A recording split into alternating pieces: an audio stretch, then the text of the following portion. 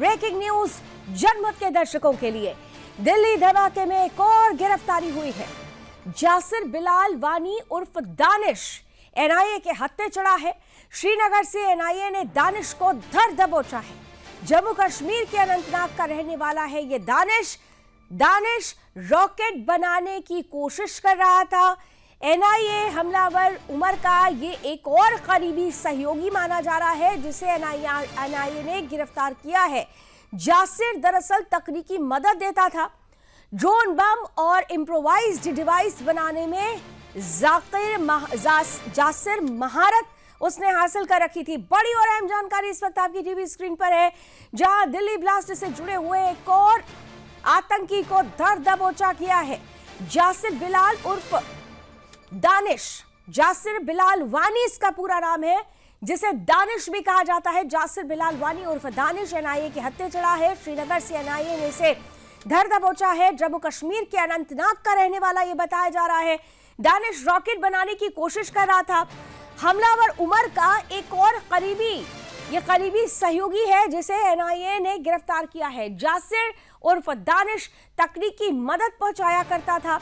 Drone बम और improvised device बनाने में इसने महारत हासिल कर रखी है। लगातार दिल्ली ब्लास्ट से जुड़े हुए जो तार है एक के बाद एक कनेक्ट करते हुए जांच एजेंसियां हर उस आतंकी को, हर उस शख्स को धर दबोच रही हैं जिन्होंने देश को दहलाने की साजिश रची। और दिल्ली धमाका अपने आप में यह बता रहा है कि यह व्हाइट कॉलर टेररिज्म किस तरह से देश के लिए खतरा था। अभी भी बहुत सारी ऐसी कड़ियां हैं जिनको जोड़ना जरूरी है और यही वजह है कि लगातार धरपकड़ जारी है। जासिर की गिरफ्तारी, मेरे सहयोगी रोहिल बशीर इस वक्त जुड़ चुके हैं, जम्मू कश्मीर ब्यूरो चीफ है। रोहिल, सबसे महत्वपूर्ण यह है कि आज ही आमिर की पेशी होती है और अभी जासिर की गिरफ्तारी, ये गिरफ्तारी कितनी महत्वपूर्ण मानी जाए?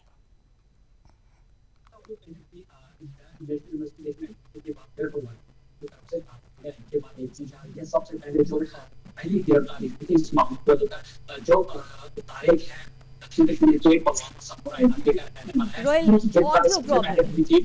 रोहिल, आपकी ऑडियो क्लियर नहीं है। मैं पैनल से दोबारा कहूंगी जरा दोबारा रोहिल को जोड़ने की कोशिश की जाए, क्योंकि ये दिल्ली ब्लास्ट से जुड़ा हुआ बहुत बड़ा मामला है और इस मामले में लगातार आप देखें तो एक के बाद एक कड़ी जुड़ रही है। ब्लास्ट दिल्ली में होता है, तार हरियाणा से जुड़ते हैं, जम्मू कश्मीर से जुड़ते हैं, उत्तर प्रदेश से जुड़ते हैं और जिस तरह से ज्वाइंट ऑपरेशन चल रहा है एक के बाद एक कड़ियां जोड़ते हुए तमाम सुरक्षा एजेंसियां हर उस शख्स तक पहुंच रही है जिसने देश को दहलाने की साजिश रची। इस बीच जासिर की गिरफ्तारी हुई है। अनंतनाग का रहने वाला बताया जा रहा है।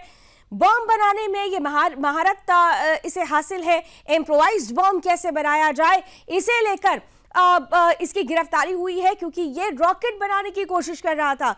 जम्मू कश्मीर पुलिस ने इसकी गिरफ्तारी की है। कितनी महत्वपूर्ण मानी जाए ये गिरफ्तारी, हम रोहिल के पास दोबारा चलने की कोशिश करेंगे। लेकिन इस बीच खबर यह भी है कि दिल्ली ब्लास्ट के आतंकी डॉक्टर उमर के साथी आमिर राशिद अली ने ही उमर को सेफ हाउस यानी सुरक्षित ठिकाना उपलब्ध कराया था और साथ ही आईडी बनाने में भी मदद की थी। सोमवार को नेशनल इन्वेस्टिगेशन एजेंसी यानी एनआईए जो इस पूरी घटना की, इस आतंकी घटना की जांच कर रहा है, एनआईए ने स्पेशल एनआईए कोर्ट में आमिर को की कस्टडी पाने के लिए अपनी दलीलें रखी। रविवार को दिल्ली से गिरफ्तार आमिर को कोर्ट में पेश किया गया। पूरी सुनवाई बंद कमरे में हुई। यहां केवल मामले से जुड़े अधिकारी और वकील ही मौजूद रहे। एनआईए ने लंबी हिरासत की डिमांड की है। दिल्ली ब्लास्ट में उपयोगकार आमिर के ही नाम है। वहीं इस ब्लास्ट में सुरक्षा एजेंसियों को शू बम यानी जूता बम के इस्तेमाल का भी शक है। ऐसा लग रहा है कि शू बम इस्तेमाल किया गया है। सूत्र ये कह रहे हैं जांच एजेंसियों को विस्फोट वाली कार से एक जूता मिला है, जिसकी जूते के नीचे कुछ मेटल की चीज पाई गई है, जिससे यह शक हो रहा है कि यह एक शू बॉम्बर हो सकता है। इसकी जांच में अमोनियम नाइट्रेट और टीएटीपी के ट्रेस मिले हैं, जिन्हें शुरुआती सुराग माना जा रहा है। टीएटीपी की अगर बात की जाए तो ये बेहद खतरनाक और सेंसिटिव विस्फोटक माना जाता है, जिसे आतंकी अक्सर इस्तेमाल करते हैं। ये मामूली झटके, रगड़ या थोड़ी सी गर्मी से ही फट जाता है और इसी वजह से इसे आतंकी दुनिया में मदर ऑफ सैटन यानी शैतान की मां कहा जाता है। एनआईए ने बताया है कि कार चला रहा डॉक्टर उमर नबी एक आत्मघाती हमलावर यानी सुसाइड बॉम्बर था। यह पहली बार है जब किसी सुरक्षा एजेंसी ने ऑफिशियल तौर पर इसकी पुष्टि की है, तो इससे यह तय हो गया है कि ब्लास्ट सुसाइड अटैक ही था। एक तरफ आमिर की पेशी, दूसरी तरफ अब से कुछ देर पहले जासिर उर्फ दानिश की गिरफ्तारी। रोहिल हमारे साथ जुड़ चुके हैं एक बार फिर से। रोहिल, साफ तौर पर यह गिरफ्तारी एक बहुत महत्वपूर्ण कड़ी माना जा सकता है। कितनी महत्वपूर्ण है यह गिरफ्तारी? मेरी आवाज मिल रही है? हाँ, बोलिए बोलिए रोहिल। देखिए, सबसे पहले मैं आपको ये जानकारी देना चाहूंगा कि एनआईए की तरफ से लगातार जिस तरीके की तफ्तीश की जा रही है। सबसे पहले गिरफ्तारी जो है आमिर रशीद की हुई थी, जो दक्षिण कश्मीर के पुलवामा संबोरा इलाके का रहने वाला है। और ये उसके बारे में जानकारी मिली थी कि जो जिस गाड़ी से ब्लास्ट किया गया था, I-20 व्हाइट गाड़ी, उसको जो है उन्होंने ही खरीदा था। उन्होंने ही पूरी तरीके से गाड़ी की उपलब्धि जो है डॉक्टर उमर को की थी, जिन्होंने इस आतंकी हमले को अंजाम दिया। उसके बाद पहली गिरफ्तारी होने के साथ एनआईए की तरफ से लगातार कार्रवाइयां की जा रही थी और आज बाज़ाब्ता तौर पर एनआईए के हाथ एक और अहम सबूत लगा है। एनआईए ने दक्षिण कश्मीर के कुलगाम के काजीगुंड के रहने वाले जासिर वानी को फिलहाल श्रीनगर के इलाके से गिरफ्तार कर लिया है। और ये कहा जा रहा है कि ये जो जासिर बशीर और दानिश है, ये टेक्निकल सपोर्ट देता था इस आतंकी को, जिसने ये आतंकी हमले को अंजाम दिया है। और ये भी कहा जा रहा है कि रॉकेट बनाने का काम भी करता था और साथ साथ ड्रोन को मॉडिफाई भी करता था। यानी कि पूरी तरीके से जितनी भी टेक्निकल सपोर्ट एक आतंकी हमले को अंजाम देने में चाहिए था, ये पूरी तरीके से इसने अंजाम दिया है। एनआईए की तरफ से लगातार जो है प्रेस रिलीज भी जारी कर दिया गया है। इसमें साफ तौर पे कहा गया है कि इसकी गिरफ्तारी जो है श्रीनगर के इलाके से की गई है और रहने वाला जो है कुलगाम के काजीगुंड इलाके का रहने वाला है। लेकिन लगातार आने वाले समय में जैसा मैंने सुबह ही पहले जानकारी दी थी, सुदर्शन टीवी ने सबसे पहले यही जानकारी दी थी कि आने वाले समय में और ज्यादा गिरफ्तारियां जो है इस मामले को लेकर हो सकती है। क्योंकि दिल्ली ब्लास्ट जिस तरीके से हुआ है, जिस तरीके से दिल्ली ब्लास्ट कहीं ना कहीं जम्मू के साथ, अब जम्मू कश्मीर के साथ पूरी तरीके से कनेक्ट होता हुआ नजर आ रहा है। क्योंकि अभी तक जितने भी आरोपी है, जितने भी सस्पिशियस जो लोग हैं, उनकी गिरफ्तारी फिलहाल जम्मू कश्मीर से ही हुई है। क्योंकि कल भी हमने देखा सीआईए की तरफ से जो रेड्स चलाई गई, रेड्स के दौरान रोहतक की रहने वाली एक डॉक्टर प्रियंका जो है, उनको गिरफ्तार कर लिया गया था। उनका मोबाइल फोन सिम के साथ जो है वो फॉरेंसिक जांच के लिए भेज दिया गया था। उनको ज्वाइंट इंट्रोगेशन सेंटर श्रीनगर में उनकी पूछताछ लगातार चल रही थी। तो कहीं ना कहीं दिल्ली ब्लास्ट के तार अब पूरी तरीके से सुनिश्चित हो गए हैं कि जम्मू कश्मीर से जुड़े हुए हैं। जितने भी लोग इस वक्त जम्मू कश्मीर में जिनसे पूछताछ की जा रही है, जिनको जो हिरासत में लिया गया है, क्योंकि पिछले कई दिनों के दौरान दिल्ली ब्लास्ट जब से हुआ है तब से अभी तक कश्मीर घाटी की बात करें, लगभग 2000 से ज्यादा जो ऐसे लोग हैं जिनके संपर्क कहीं ना कहीं आतंकी संगठनों से जुड़े हैं, जो कहीं ना कहीं आतंकी सहयोगी है, उनको गिरफ्तार कर लिया गया है। इंपॉर्टेंट ये है कि इस जासिर वानी उर्फ दानिश, इसकी जो गिरफ्तारी हुई है, और जैसा आपने भी बताया कि ये टेक्निकल सपोर्ट देता था और बम बनाने में, इम्प्रोवाइज्ड बम बनाने में इसकी महारत थी। इसका कोई बैकग्राउंड अभी पता चला है? क्या बैकग्राउंड है? क्या ये पहले से इसका इस तरीके की आतंकी गतिविधियों में या आतंकी संगठन से कोई संलिप्तता है? दानिश ये जो कैरेक्टर है, इस कैरेक्टर का सामने आना, थोड़ा पीछे का अगर बैकग्राउंड इसके बारे में पता हो तो। जानकारी मिल रही है कि पूरी तरीके से जो है जो कंप्यूटर नोइंग पर्सन था, ये इसके बारे में इतनी ही जानकारी पुलिस की तरफ से दी जा रही है। लेकिन सबसे महत्वपूर्ण चीज, दानिश के घर पर अभी जो है सर्च ऑपरेशन या छानबीन नहीं की गई है। सोर्सों से पता चला है कि आने वाले समय में उसके घर में भी छापेमार कार्रवाई हो सकती है। क्या वहां से कोई डिजिटल डिवाइस बरामद की जाएगी? क्या वहां से कोई पुख्ता जानकारी जो है एनआईए या सुरक्षा एजेंसीज को मिल सकती है? ये आने वाले समय में ही पता चलेगा। क्योंकि दानिश की गिरफ्तारी उनके घर से नहीं हुई है, ये मैं आपको पूरी तरीके से क्लियर करना चाहूंगा। दानिश की गिरफ्तारी श्रीनगर के एक इलाके से हुई है। लगभग काजीगुंड से लेकर श्रीनगर का जो रास्ता है वो 60 किलोमीटर का है। तो 60 किलोमीटर दूर इसकी गिरफ्तारी फिलहाल की गई है। लेकिन जानकारी ये मिल रहा है कि आने वाले समय में शायद इसके घर पे या इसके जो रिश्तेदार है, रिलेटिव्स है, क्योंकि जिस तरीके से हम पहले से ही देख रहे हैं, शुरुआत से ही देख रहे हैं, जब से दिल्ली ब्लास्ट सामने आया उसके बाद जितने भी आतंकी है, चाहे डॉक्टर उमर की बात करें जिन्होंने इस हमले को अंजाम दिया, उनके सभी रिश्तेदार, रिलेटिव्स, उनसे पूछताछ की जा रही है। तो ये कहा जा रहा है कि आने वाले समय में जो ये ये सभी नया कहीं ना कहीं से अल फलाह यूनिवर्सिटी से जुड़े ये माने जा रहे हैं। क्या दानिश का भी कोई कनेक्शन निकल रहा है अभी तक जो प्राथमिक जानकारी मिली है?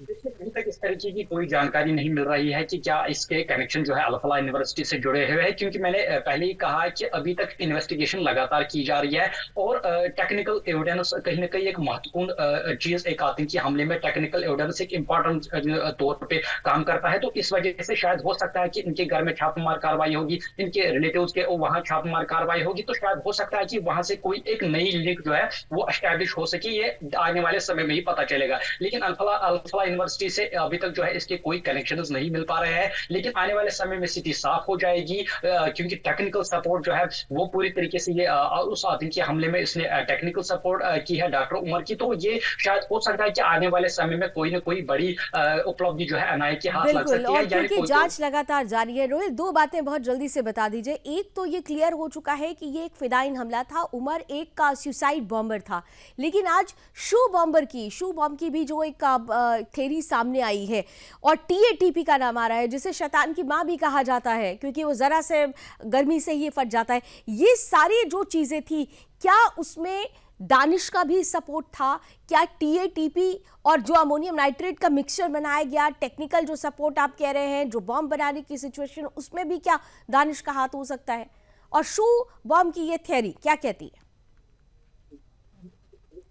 की तरफ से प्रेस रिलीज जारी कर दिया गया है, उसमें यह कहा गया है साफ तौर पे कि इस आतंकी हमले की साजिश पहले से ही रची जा रही थी। इस वजह से कहीं ना कहीं टेक्निकल सपोर्ट जो है एक महत्वपूर्ण चीज यहाँ पर नजर आ रहा है, क्योंकि जिसकी गिरफ्तारी जासिर की गिरफ्तारी हुई है, ये एनआईए की तरफ से कहा गया है कि ये ड्रोन्स को भी मॉडिफाई करता है। तो कहीं ना कहीं जो टेक्निकल सपोर्ट इस आतंकी हमले को अंजाम करने में पूरी तरीके से टेक्निकल सहायता मिली है, वो ये कहा जा रहा है कि इसी जासिर की वजह से मिली है।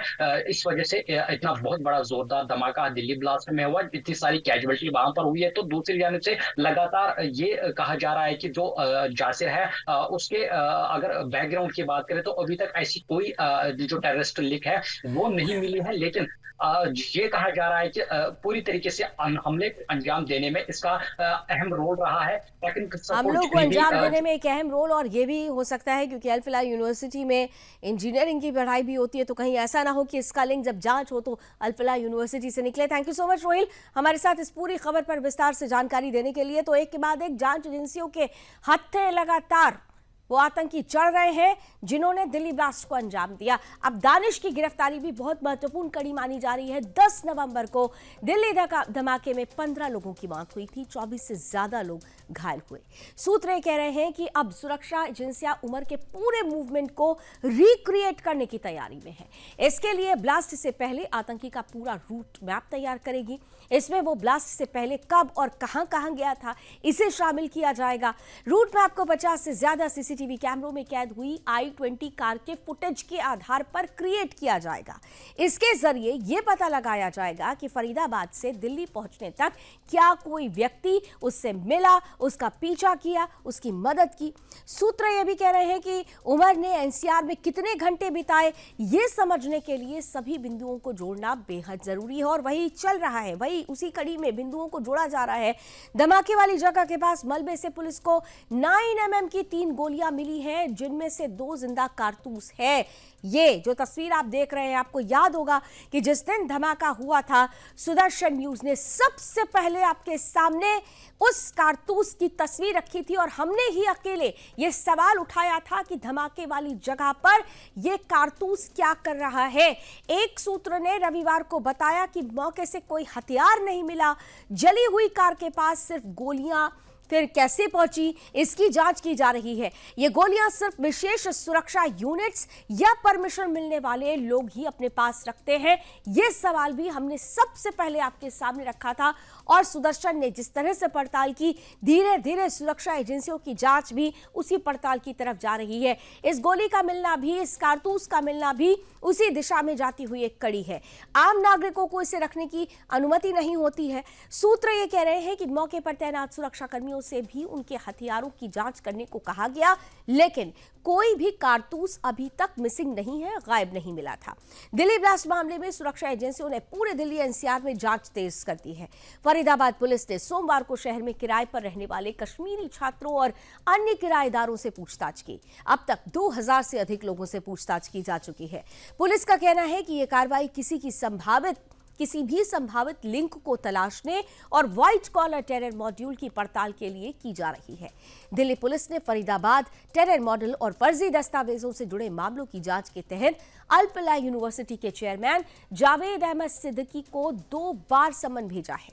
अधिकारी ये कह रहे हैं कि सिद्दीकी का बयान जरूरी माना गया है क्योंकि विश्वविद्यालय की गतिविधियां और उससे जुड़े हुए लोगों के बारे में कई अहम सवालों के जवाब सिद्दीकी से ही मिल सकते हैं।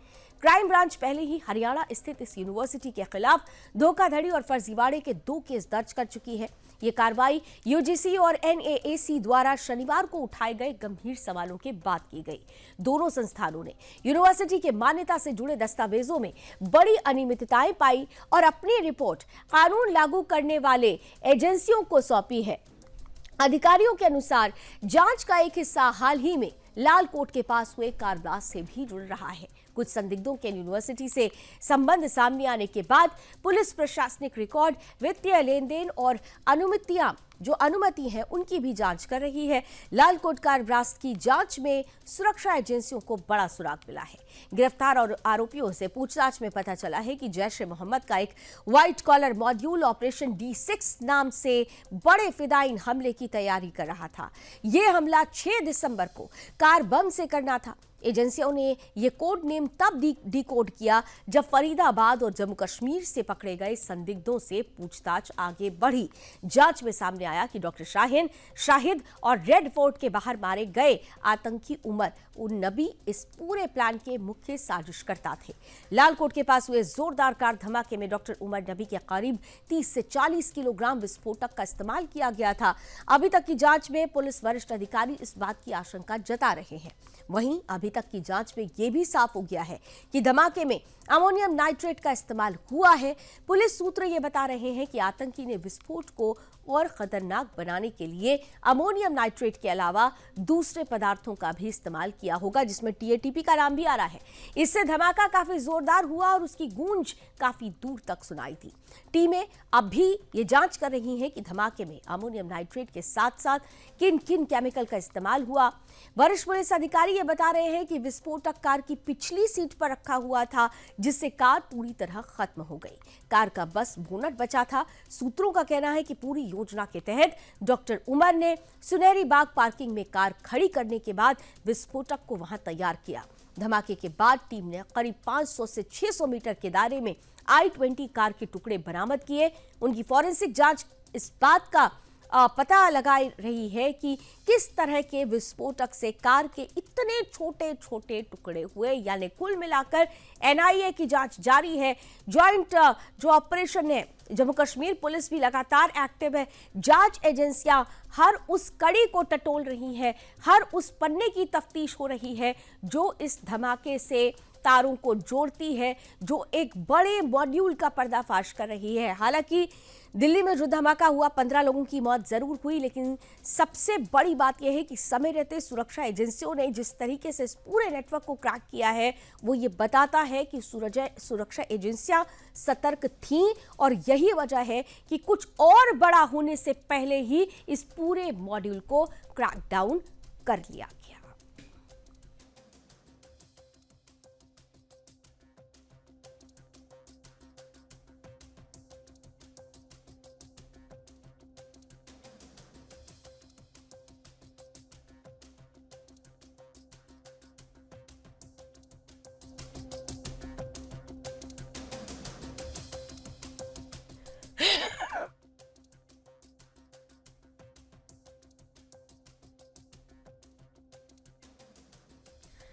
और आइए बांग्लादेश की तरफ आपको लिए चलते हैं, जहां तख्ता पलट के 15 महीने के बाद देश की पूर्व प्रधानमंत्री शेख हसीना को international crimes tribunal of Bangladesh यानी ICTBD ने मानवता के खिलाफ अपराधों में दोषी करार देते हुए मौत की सजा सुनाई है। सोमवार 17 नवंबर भारी सुरक्षा बंदोबस्त और चल रही हिंसा के बीच आया ये फैसला। वैश्विक स्तर पर भी बड़ा राजनीतिक झटका माना जा रहा है। जैसे ही न्यायाधीशों ने फैसला सुनाया, सुनवाई कक्ष में मौजूद लोगों ने तालियां बजाकर स्वागत किया, जिसने इस निर्णय की गंभीरता और राजनीतिक ध्रुवीकरण दोनों को उजागर किया है। आईसीटीबीडी ने अपने विस्तृत आदेश में कहा कि पूर्व प्रधानमंत्री हसीना ने निहत्थे प्रदर्शनकारियों पर ड्रोन, हेलीकॉप्टर और घातक हथियारों से कार्रवाई के आदेश देकर मानवता विरोधी अपराध किए। अदालत ने यह भी माना कि प्रधानमंत्री रहते हुए हसीना ने उकसावे वाले आदेश जारी किए और निवारक और दंडात्मक कार्रवाइयों को रोकने में विफल रही। यह कार्रवाई पिछले वर्ष छात्रों द्वारा चलाए गए बड़े जन आंदोलन के दौरान हुई थी, जिसमें सरकारी दमन के आरोप लगाए गए थे। इस केस में शेख हसीना के साथ उनकी सरकार के गृह मंत्री असदुज्जमान खान और साथ ही साथ उस समय के पुलिस महानिदेशक यानी चौधरी अब्दुल्ला अल मामून भी आरोपी थे। हालांकि अब्दुल्ला अल मामून अदालत में पेश हुए और सरकारी गवाह बन गए। उन्होंने आंदोलन को दबाने में अपनी भूमिका स्वीकार की और 2 अन्य सह अभियुक्तों हसीना और कमाल की भूमिका का भी खुलासा किया। अदालत ने उनके सहयोग को देखते हुए उन्हें कम सजा दी, जबकि हसीना और कमाल की अनुपस्थिति के कारण उन्हें भगोड़ा घोषित किया गया।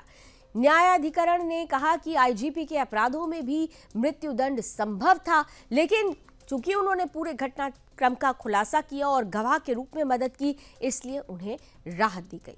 अदालत के अनुसार इस खुलासे ने पूरे केस की रीढ़ मजबूत कर दी। न्यायाधिकरण ने कहा कि शेख हसीना को 3 प्रमुख मामलों में दोषी पाया गया है।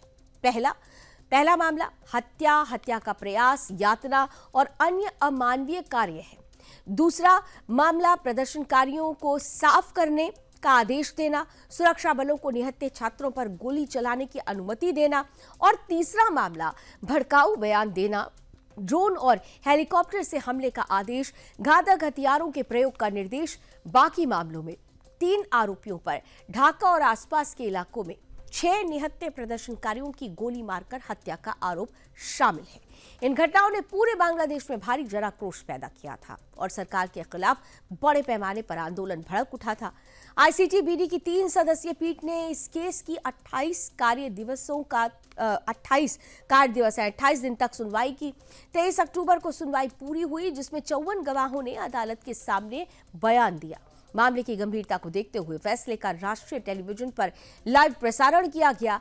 न्यायाधीश गुलाम मुर्तजा मजुमदार ने फैसला पढ़ते हुए ये कहा कि इस केस में मानवता के विरुद्ध अपराध की सारी सीमाएं पार की गई हैं। उन्होंने कहा कि प्रधानमंत्री पद पर रहते हुए शेख हसीना का आदेश सीधे तौर पर नागरिकों के खिलाफ घातक कार्रवाई को बढ़ावा देता है। फैसले के बाद बांग्लादेश में कई स्थानों पर तनाव बढ़ गया। ढाका, चिटगांव और सिलहट में बड़ी संख्या में सुरक्षा बल तैनात किए गए। रेलवे स्टेशन, सरकारी भवनों और राजनीतिक ठिकानों के बाहर परत दर परत सुरक्षा लगाई गई। आईसीटीबीडी का यह फैसला बांग्लादेश की राजनीति में अब तक के सबसे बड़े न्यायिक फैसले में गिना जा रहा है। आलोचकों का कहना है कि यह फैसला राजनीतिक प्रतिशोध की तरह है, जबकि समर्थकों का दावा है कि यह मानवता के खिलाफ अपराधों का न्यायपूर्ण अंत है। इन सब के बीच शेख हसीना का बयान आया है और शेख हसीना ने साफ तौर पर कहा है कि यह फैसला सीधे दर्शाता है कि यह फैसला राजनीतिक बदले की भावना से लिया गया है और उन्होंने एक तरफ यह भी कह दिया है कि यह जो फैसला आया है उस फैसले को सुनाने वाले कौन है। अगर यहाँ पर जो सरकार है वो अंतरिम सरकार है और अंतरिम सरकार ने अगर चुना है इन्हें फैसला सुनाने के लिए, तो ऐसे में ये फैसला निश्चित रूप से सरकार के पक्ष में ही रहेगा और इसीलिए पॉलिटिकल वेंडाटा के चलते उनके खिलाफ ये फैसला सुनाया गया है। तो बांग्लादेश में जिस तरीके से शेख हसीना के खिलाफ उनको सजा सुनाई जाती है, इसके बाद बांग्लादेश के अपदस्थ प्रधानमंत्री शेख हसीना ने इंटरनेशनल क्राइम ट्रिब्यूनल यानी आईसीटी द्वारा सुनाई गई मौत की सजा को राजनीतिक प्रतिशोध यानी पॉलिटिकल वेंडाटा करार दिया है। उन्होंने आईसीटी को फर्जी अदालत कहकर सजा को पूरी तरह से पक्षपातपूर्ण, राजनीतिक रूप से प्रेरित और अवैध करार दिया। नई दिल्ली से आज तक को दिए, आज उन्होंने मीडिया के सामने वो आई और उन्होंने इंटरव्यू में 78 वर्षीय हसीना ने कहा कि ये मुकदमा उनकी अनुपस्थिति में चलाया गया और उन्हें अपने बचाव का कोई मौका नहीं मिला। शेख हसीना 5 अगस्त 2024 से भारत में शरण लिए हुए हैं। आईसीटी ने उन्हें 2024 के हिंसक छात्र आंदोलन के दौरान मानवता के खिलाफ अपराध करने का दोषी करार दिया है। हसीना ने आरोपों को खारिज करते हुए कहा कि ना मुझे अपना पक्ष रखने दिया गया, ना अपनी पसंद के वकील रखने रखने की अनुमति मिली। यह अदालत ना इंटरनेशनल है और ना ही निष्पक्ष है। उन्होंने आईसीटी पर आवामी लीग को निशाना बनाने का आरोप लगाते हुए कहा कि ये ट्रिब्यूनल विपक्षी दलों की हिंसा को नजरअंदाज कर रहा है। इसे कोई जनादेश प्राप्त नहीं। दुनिया का कोई भी सम्मानित कानूनविद ऐसी अदालत को मान्यता नहीं देगा। हसीना ने बांग्लादेश के अंतरिम सरकार के प्रमुख मोहम्मद यूनुस पर असंवैधानिक तरीके से सत्ता हथियाने का आरोप लगाया। कहा कि यूनुस की सरकार चरमपंथी ताकतों के समर्थन से चल रही है और उसी के निर्देश पर आवामी लीग को राजनीतिक रूप से समाप्त करने की कोशिश की जा रही है। उनके अनुसार छात्रों और कपड़ा उद्योग के मजदूरों पर बल प्रयोग हुआ। डॉक्टरों और शिक्षकों के शांतिपूर्ण प्रदर्शनों को दबाया गया। कई जगह गोलीबारी हुई और पत्रकारों को प्रताड़ित किया गया। हसीना ने दावा किया कि यूनुस समर्थकों ने आवामी लीग नेताओं कार्यकर्ताओं के सैकड़ों घर, दुकानें और संपत्तियां जला दी। आईसीटी द्वारा बताए जा रहे 1400 से ज्यादा मृतकों के आंकड़े को हसीना ने गलत बताया।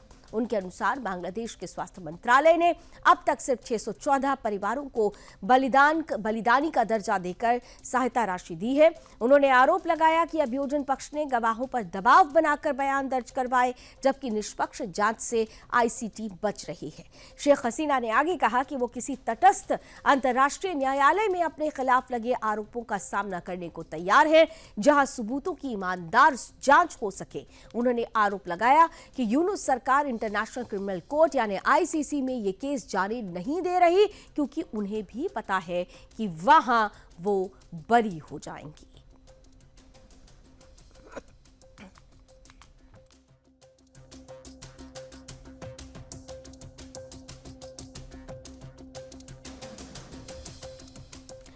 तो शेख हसीना स्टेटमेंट दे रही हैं और कह रही हैं कि जब इंटरनेशनल कोर्ट में इसे लेकर जाएंगे, जहां पर निष्पक्ष जांच होगी तो वो तो बरी हो जाएंगी। लेकिन दूसरी तरफ देखिए, हमारे अब देश के अंदर की बात कर लेते हैं। सपा नेता आजम खान और उनके बेटे एक बार फिर से जेल की सलाखों के पीछे जा सकते हैं, क्योंकि दोनों को ही 7-7 साल की सजा हुई है। दरअसल रामपुर की एमपी एमएलए कोर्ट ने फर्जी पैन कार्ड मामले में सोमवार को दोनों को दोषी करार दिया। फैसले के तुरंत बाद कोर्ट में ही पुलिस ने बाप बेटे को हिरासत में ले लिया। दोनों को कड़ी सुरक्षा में कोर्ट से 1 किलोमीटर दूर गाड़ी से रामपुर जेल लाया गया।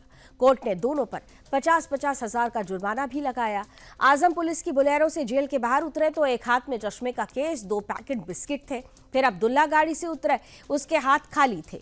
आजम के साथ उनका बड़ा बेटा आदिब भी पीछे पीछे गाड़ी से जेल के गेट तक पहुंचा। उसने पिता आजम के कान में कुछ कहा, लेकिन क्या कहा ये क्लियर नहीं है। जेल में दाखिल होने से पहले आजम ने कहा कि कोर्ट का फैसला है, कोर्ट ने गुनहगार समझा तो सजा सुनाई है। वहीं आजम के जेल जाने के बाद अखिलेश यादव ने कहा कि सत्ता के गुरूर में जो नाइंसाफी और जुल्म की हदें पार कर देते हैं, वो खुद एक दिन कुदरत के फैसले की गिरफ्त में आकर एक बेहद बुरे अंत की ओर जाते हैं। सब देख रहे हैं। आजम खान 2017 में अखिलेश सरकार में नगर विकास मंत्री थे। उन्होंने अपने रसूख के दम पर लखनऊ नगर निगम से बेटे का फर्जी जन्म प्रमाण पत्र यानी बर्थ सर्टिफिकेट बनवाया। उसी के आधार पर फर्जी पैन कार्ड बनवाकर अब्दुल्ला को चुनाव लड़वाया गया। रामपुर कोर्ट का यह फैसला आजम के खिलाफ दर्ज 104 मुकदमों में से एक है। अब तक अदालत 11 मामलों में फैसला सुना चुकी है। इनमें से 6 मामलों में आजम को सजा हो चुकी है, वहीं 5 मामले में उन्हें बरी किया गया। 2 महीने पहले ही सभी केस में जमानत मिलने के बाद आजम सीतापुर जेल से बाहर आए थे। अब फिर से जेल पहुंच गए हैं। इस केस का trial MP MLA magistrate court में चल रहा था। इसमें दोनों पक्षों की ओर से बहस पूरी हो चुकी थी। कोर्ट में सुनवाई के दौरान वादी आकाश सक्सेना के वकील संदीप सक्सेना ने तर्क दिया कि अब्दुल्ला आजम के साथ उनके पिता भी दोषी हैं। आजम पर आरोप लगा कि उनके इशारे पर ही दोनों पैन कार्ड का अब्दुल्ला ने समय समय पर अलग अलग इस्तेमाल किया और आज दोपहर बाद आजम खान और अब्दुल्ला आजम कोर्ट में पेश हुए। एमपी एमएलए मजिस्ट्रेट कोर्ट शोभित बंसल ने आजम और उनके बेटे अब्दुल्ला को धोखाधड़ी में दोषी करार दिया। आजम ने अपने बेटे को चुनाव लड़ाने के लिए एक गलती की थी, यानी फर्जी बर्थ सर्टिफिकेट बनवाया था। फिर बार बार गलती दोहराते रहे। आजम साल 2017 में सपा सरकार में नगर विकास मंत्री थे। उस समय उनके सियासी रसूख का अंदाजा इसी बात से लगाया जा सकता है कि वो रामपुर सीट से ही 10 बार विधायक और 1 बार सांसद रहे। उनकी पत्नी तंजीम फातिमा भी विधायक बनी और बेटा अब्दुल्ला आजम 2 बार विधायक बना। सपा सरकार में आजम का जलवा किसी सीएम से कम नहीं था। स्टेट प्लेन उन्हें रामपुर सिर्फ ड्रॉप करने के लिए जाया करता था। ऐसा माना जाता है कि प्रदेश की आधी सरकार रामपुर से ही चलती है। आजम अपने बेटे अब्दुल्ला को 2017 के विधानसभा चुनाव में रामपुर की स्वार सीट से चुनाव लड़ाना चाहते थे, लेकिन अब्दुल्ला के पैन कार्ड में दर्ज डेट ऑफ बर्थ आड़े आ रही थी। आजम पर आरोप है कि उन्होंने अपने रसूख के दम पर फर्जी डेट ऑफ बर्थ के जरिए फर्जी पैन कार्ड भी बनवा लिया। चुनाव हुए तो अब्दुल्ला जीत गया। इसके बाद बीएसपी उम्मीदवार रहे नवाब काजिम अली खान ने फर्जी पैन कार्ड का मुद्दा उठाया। आरोप लगाया कि नॉमिनेशन के समय अब्दुल्ला की उम्र 25 साल से कम थी। जांच हुई तो सामने आया कि अब्दुल्ला आजम ने फर्जी आयु प्रमाण पत्र पर चुनाव लड़ा था। वो नामांकन के समय 25 साल का नहीं था। इसके बाद अब्दुल्ला का निर्वाचन रद्द किया गया, उसकी सदस्यता भी चली गई और इस मामले में भाजपा नेता आकाश सक्सेना ने भी रामपुर में केस दर्ज कराया था। मुकदमे में अब्दुल्ला आजम के साथ उसके पिता आजम और मां तंजीम फातिमा को भी जेल जाना पड़ा। हालांकि 2022 में हुए विधानसभा चुनाव में स्वार सीट से वो दोबारा जीता था। इसके बाद सरकारी काम में बाधा डालने के एक मुकदमे में उसे फिर सजा हुई और उसकी सदस्यता रद्द हो गई।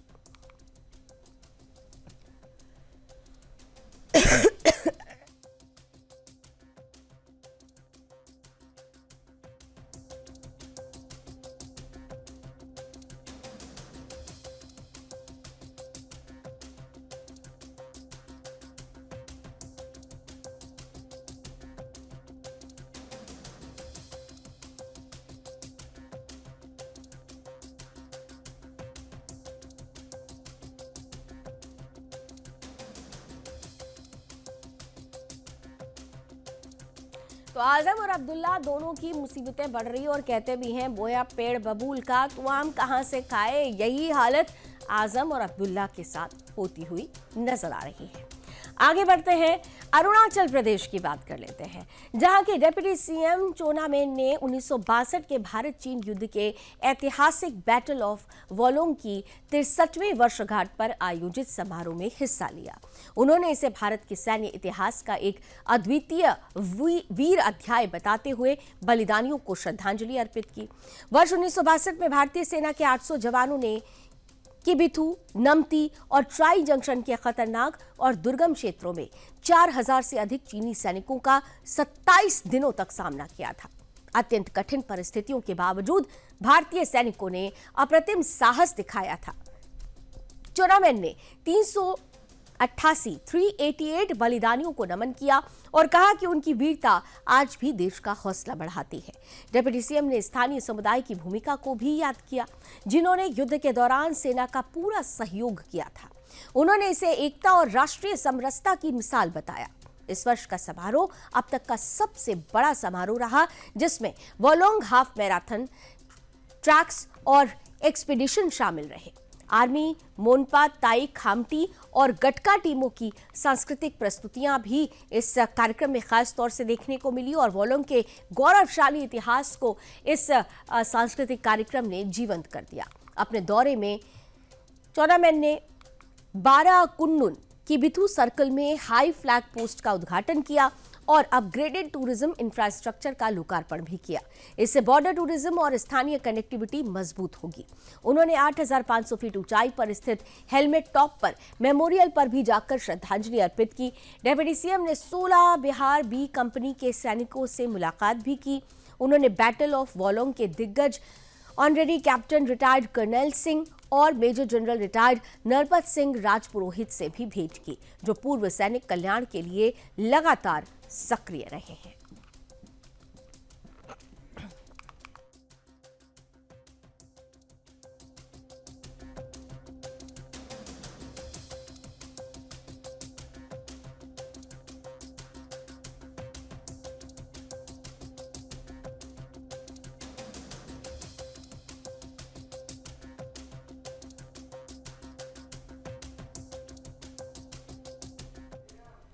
और आइए अब हम जनपद के आखिरी पड़ाव पर आ गए हैं, यानी आज के गुड न्यूज की अब बात की जाए। गुड न्यूज बेहद खास है क्योंकि ये गुड न्यूज भारत और अमेरिका के रिश्तों से जुड़ी हुई है।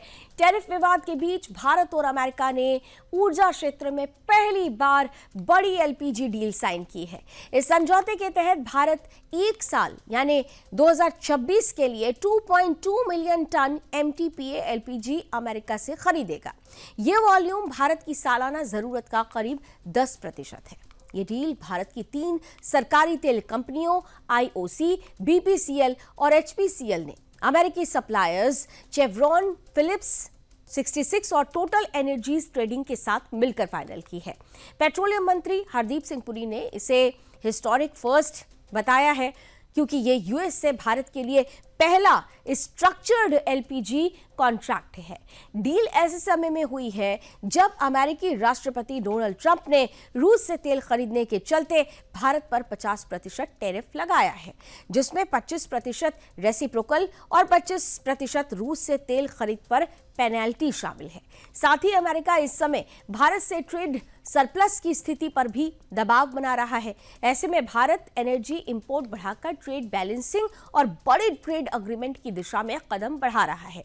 ये डील भारत की एनर्जी सिक्योरिटी मजबूत करेगी क्योंकि अभी भारत का ज्यादातर एलपीजी पश्चिम एशिया, सऊदी अरब, यूएई, कतर, कुवैत से आता है। नई डील से सोर्सेज का डाइवर्सिफिकेशन बढ़ेगा और सप्लाई चेन अधिक स्थिर होगी। इससे घरेलू बाजार में एलपीजी की कीमतों पर भी राहत का प्रभाव देखने की उम्मीद है। खासकर ग्रामीण और कम आय वाले परिवारों को तो फायदा मिलने वाला है। पेट्रोलियम मंत्री हरदीप सिंह पुरी ने कहा कि दुनिया का सबसे बड़ा और तेजी से बढ़ता एलपीजी मार्केट अब अमेरिका के लिए खुल गया है। 2.2 एमटीपीए की ये सप्लाई यूएस गल्फ कोस्ट से आएगी और ये इंडियन मार्केट के लिए यूएस एलपीजी का पहला स्ट्रक्चर्ड दीर्घकालिक कॉन्ट्रैक्ट है। वहीं कॉमर्स मंत्री पीयूष गोयल ने कहा कि एनर्जी एक ऐसा क्षेत्र है जहां सभी देशों को मिलकर सहयोग बढ़ाना चाहिए। भारत दुनिया के सबसे बड़े एनर्जी इंपोर्टर्स में से है और आने वाले समय में यूएस के साथ ऊर्जा व्यापार तेजी से बढ़ने वाला है। उन्होंने कहा कि भारत और अमेरिका नेचुरल पार्टनर्स हैं और एनर्जी सिक्योरिटी में यूएस की भूमिका और मजबूत होगी। भारत दुनिया का तीसरा सबसे बड़ा क्रूड ऑयल कंज्यूमर है और अपनी जरूरत का 88% तेल इंपोर्ट करता है। एलपीजी की घरेलू मांग तेजी से बढ़ रही है और करीब 60% जरूरत इंपोर्ट से ही पूरी होती है। 30 करोड़ से ज्यादा घर एलपीजी पर निर्भर हैं, जिनमें से बड़ी संख्या प्रधानमंत्री उज्ज्वला योजना के लाभार्थियों की है। पिछले वर्ष अंतर्राष्ट्रीय कीमतों में 60% वृद्धि के बावजूद सरकार ने 40,000 करोड़ से अधिक सब्सिडी देकर उज्ज्वला परिवारों को सुरक्षित रखा, जिन्हें आज भी सिलेंडर 500 से 550 रुपए में मिल जाता है, जबकि मार्केट में इसकी कीमत 1,100 रुपए से अधिक है। यानी कुल मिलाकर भारत अमेरिका की ये जो पहली स्ट्रक्चर्ड डील है, ये बताने वाली है कि ऐसे लोग जो सबसे ज्यादा एलपीजी पर निर्भर हैं, उनकी भी जेब पर अब ज्यादा दबाव नहीं पड़ेगा, क्योंकि अब इस कॉन्ट्रैक्ट से, इस डील से दामों में कटौती होना निश्चित है।